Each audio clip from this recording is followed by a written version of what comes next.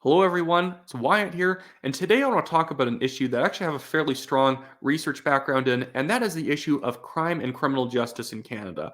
I think that the Canadian political left has moved away from just being dumbly naive on the topic of crime to being flat out dangerous. I don't think it's an exaggeration to say that the Liberals and the NDP, federally and provincially, as well as many municipal politicians like Jody Gondek in Calgary and Olivia Chow in Toronto, have just become flat out pro criminal. Their ideology has taught them to see criminals as somehow victims of society, that because criminals are naturally poor, that somehow it's the fact that they're poor as is the reason why they're criminals, not just the fact that any criminal is naturally going to be poor because they don't have jobs because they're criminals. And I have a perfect story to highlight just how dangerous the NDP, specifically in Alberta's perspective, has become on crime. You can easily apply this to any party on the left in Canada because they pretty much all share this perspective. But Janice Irwin from the NDP in Alberta seems to just say it completely out loud what the left's perspective on crime has become.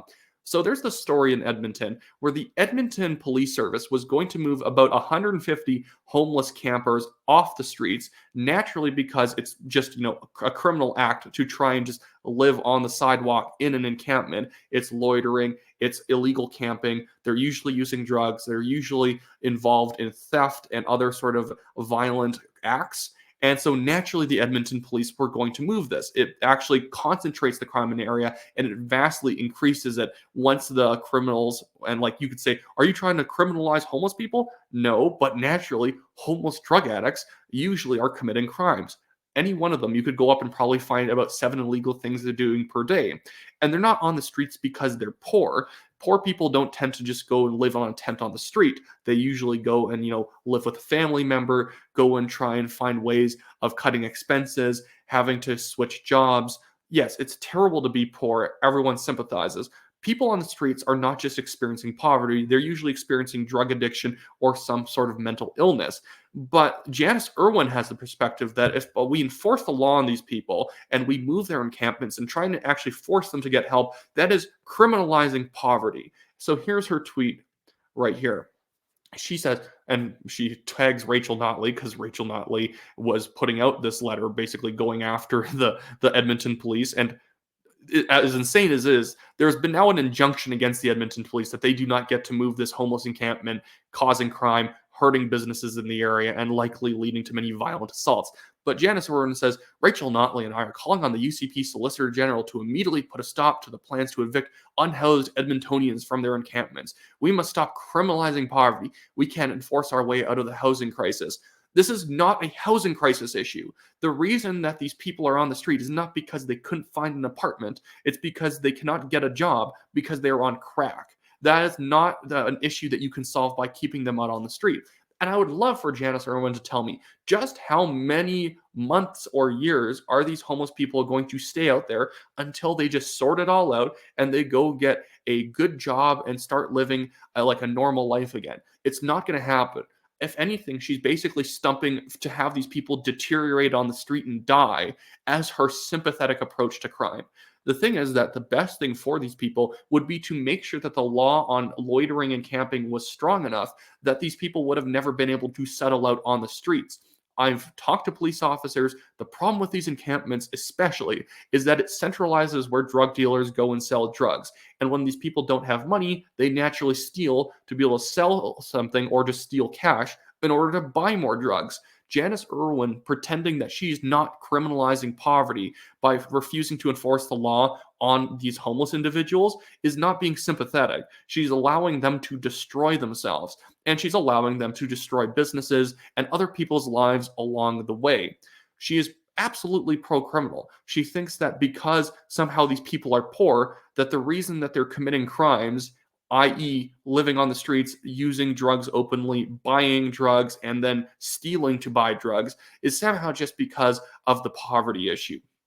I can tell you through my research, poverty has very little to do with crime.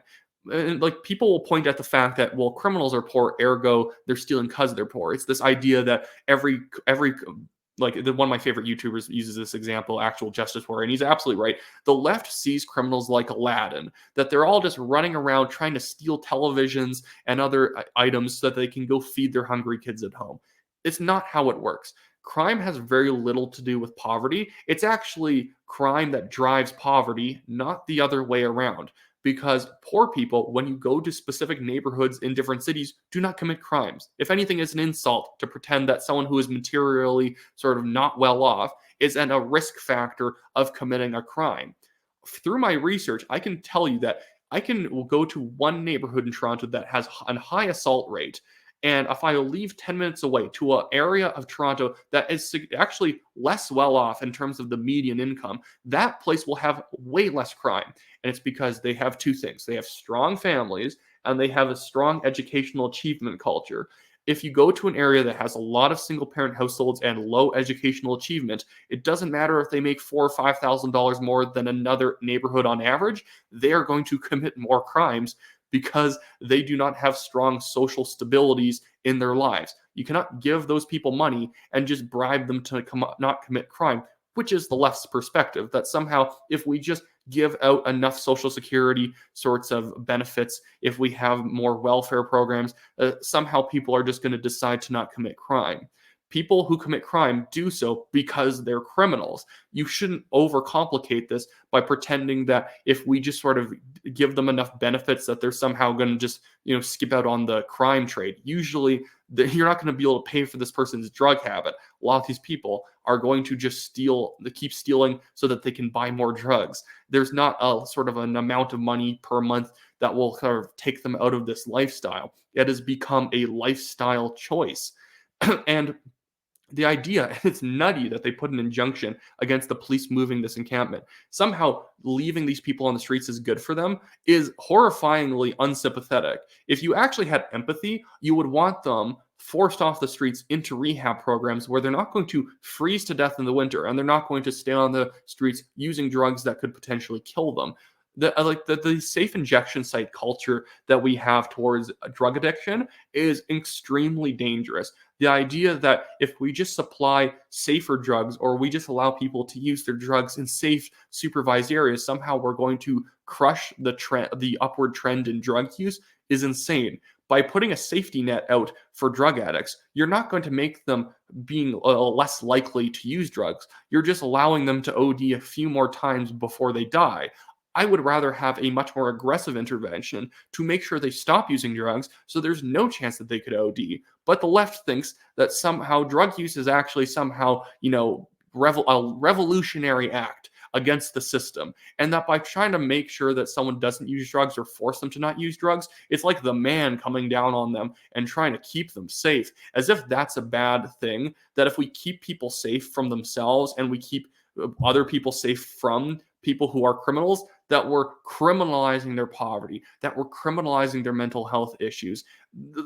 Basically, the left thinks that the way that you reduce crime is you stop considering things crime. If we stop considering retail theft crime, if we stop considering homeless encampments crime, if we stop thinking that assaults are crime, it's just a mental health issue, somehow we can have a zero crime rate by just taking every single criminal act out of the criminal code. This is basically what the liberals want to do, is lower penalties and eliminate crimes, pretending that we've somehow dealt with a problem when we've literally just ignored the problem.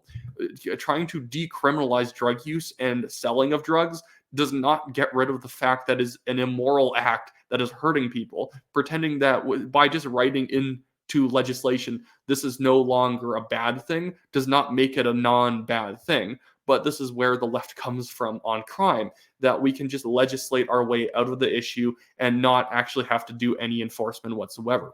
The reality is, if you want less crime, you have to make it difficult to be a criminal. And that means very strong enforcement. It means police on the ground.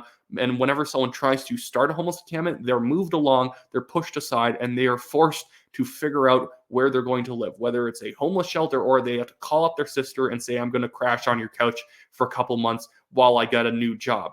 That's what you have to do. You're never going to be able to soft hand people into responsible living. It has to be a bit of a hard shove at times. Every once in a while, we get a unicorn story where someone in a homeless encampment was handed a pamphlet about getting off drugs and they do it, but that's not the majority, and we can't hope that people who are on drugs or criminals are going to act like law-abiding, rational citizens and just determine that maybe this isn't the lifestyle for me and figure out something else. It does have to be, at some point, society does have to come down hard on people who are making life harder for everyone else.